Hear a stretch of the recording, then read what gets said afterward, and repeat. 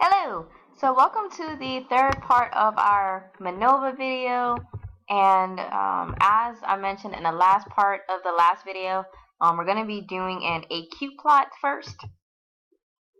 So obviously I ran that command, and what comes up is these nice little plots here. So in essence, yeah, why is the mouse doing that? Anyways, so in essence, this particular plot here is what our data looks like. Same thing here. Anyway, so in essence, the way that I'm describing this is going to be weird, but bear with me. So everybody knows the models in the pictures, right? So in essence, these are the edited and touched up photos, because it looks really good, green. You're not seeing anything. You're not seeing any flaws. You're not seeing anything. You just nothing. But then here, this is where this is kind of part of the real, like, picture. So this is like the before picture, before the editing. So really quick, just to get on my soapbox, if you're looking at a model, folks, and it's a really good picture, and you're sitting there saying, "Man, she's really pretty." Yeah, I'm pretty sure that they have there's some people with natural beauty, but even still, the girl in the picture, no matter how naturally beautiful she is, does not look like the girl in the picture. Just throwing that out there. These dang people, not dang people, but the people that do these editing tricks and stuff, and these people that promote these high unrealistic beauty standards suck. You're beautiful the way you are. I just want to let you know, the girl in the picture or the men in the picture, the models in the picture don't even look like the models in the picture. They don't even look like themselves. Anyways, so that was my mini soapbox. I apologize, but some people just have to know. Anyways, this is the unedited picture of our data. So what the red indicates are the outliers based on our 97.5 quantile, and also our outliers based on our adjusted quantile. So in essence, if we want to make our test a little bit more robust, we would take, not robust, we would essentially take these out, and we would actually throw them out. And you can, and with these outliers, in essence, these outliers throw off normality, our multivariate normality. And if we were to continue on in statistics, we could potentially do that. Not continue on, but we can throw them out, and you would once again test your multivariate normality and see where that would get you. But for the purposes of this video, being that we have already tested for our normality, we've met them. I'm not saying we fully met them, and I'm pretty sure that if we had threw out these outliers, we may see something different. Just throwing that out there. So anyways, the next thing that we want to set is contrast. So with contrast, these help us like hone in on the differences between our groups. So as far as baseline goes, blank is, we're gonna set our happy facial expressions and mad facial expressions against blank facial expressions, because I mean, you're not showing any expression, so it's essentially you're comparing expression to no expression.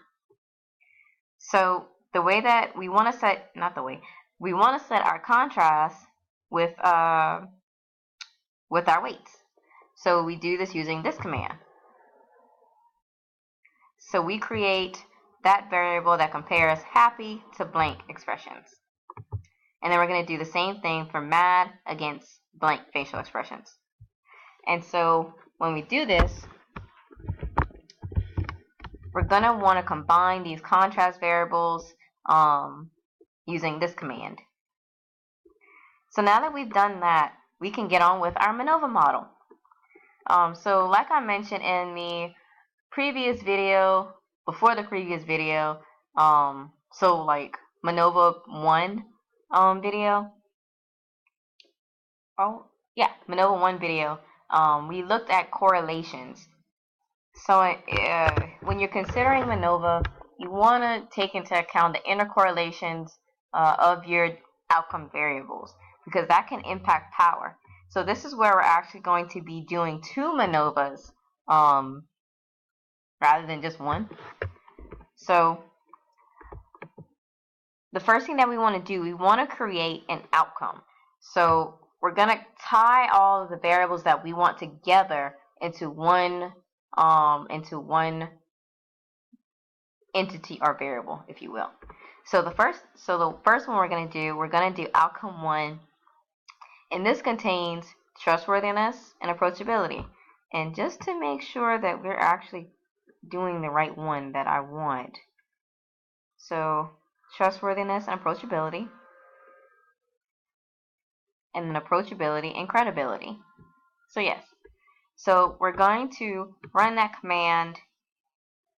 So outcome 1 has been created, and that contains our trustworthiness and approachability. And outcome 2 essentially does the same thing, but it uses approachability and credibility. And we're going to run that. So we have created outcome 1 and outcome 2 variables for our MANOVA model. So now our MANOVA model, this command, well, both of these commands create the MANOVA model, and it predicts the object from the from the independent variable facial expressions. So MANOVA model 1 contains outcome, whoops, that would have been embarrassing, outcome 1. So we're actually going to run that. So we have created our MANOVA model 1, and then the next command is going to create MANOVA model 2 with outcome 2 that we made in the last couple commands. Gonna run that, and just really quickly, let me do this. This command binds all variables together into one single entity. Yay. And then this command creates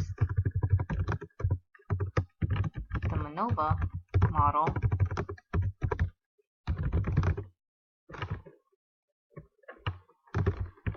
second MANOVA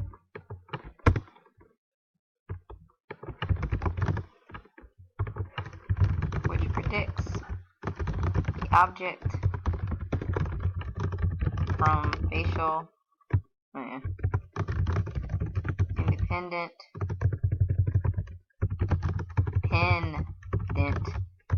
darn it, facial expression. So now that we've done that, the next thing that we want to do, we want to look at our test. We want to actually conduct the summary, and we want to, and depending on which one you want, you can get your test. You can select your test statistic. So if you're not specifying a test statistic, R will choose for you. So the test statistic R will provide you is Pillows trace. Now you can get the Wilks lambda, Hotelling's trace, or Roy's root. Andy Field suggests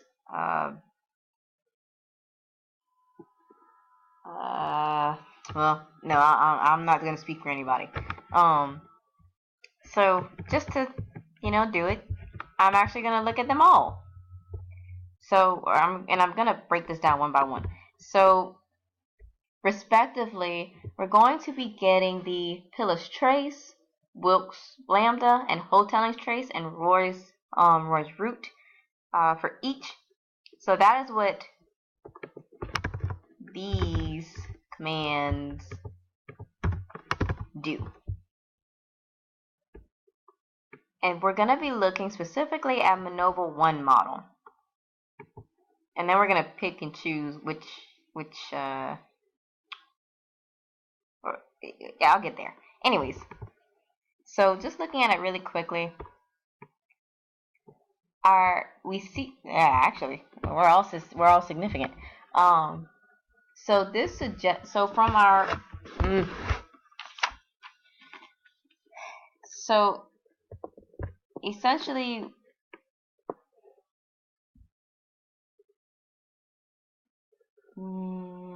hold on, let me think.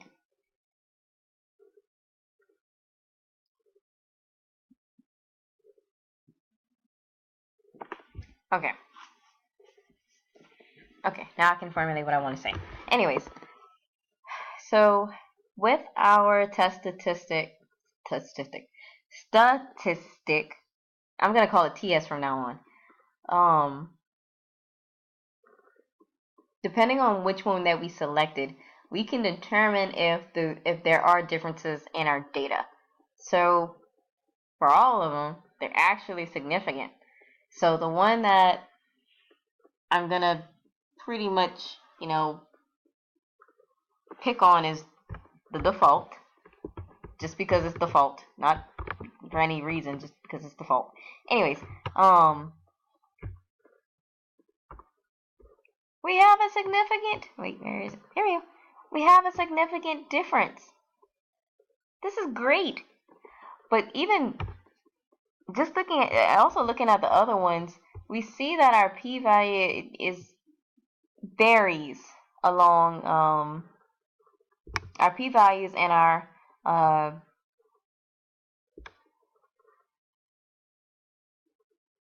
TS's vary amongst each other.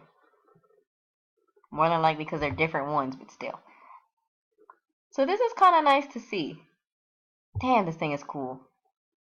Dang, look at Hotelling's trace. Dang, look at Will. Dang, this would be beautiful. Anyways, so that is for our MANOVA Model 1. So that is specifically looking at trustworthiness and approachability. So on balance, in all, what our TSs are telling us is, not TS, our MANOVA for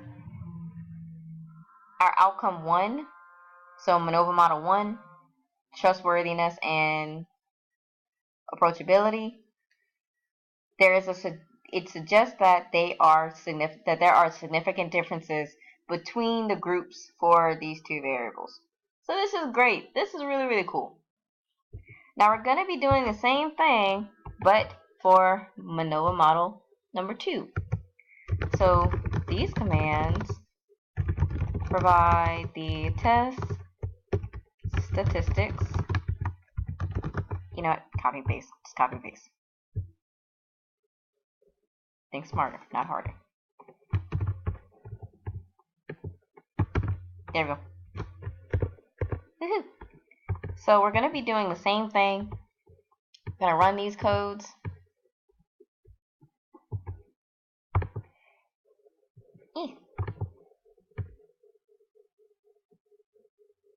Alright, so just looking at all of our our p-values. Yeah, our p-values, we see that they indicate a significant finding here. So this suggests that there's differences between groups for credibility and approachability. And just before the time runs out, in the next video, I'm actually going to be interpreting these results and also comparing them to one another and taking into account the intercorrelations, and then follow-ups.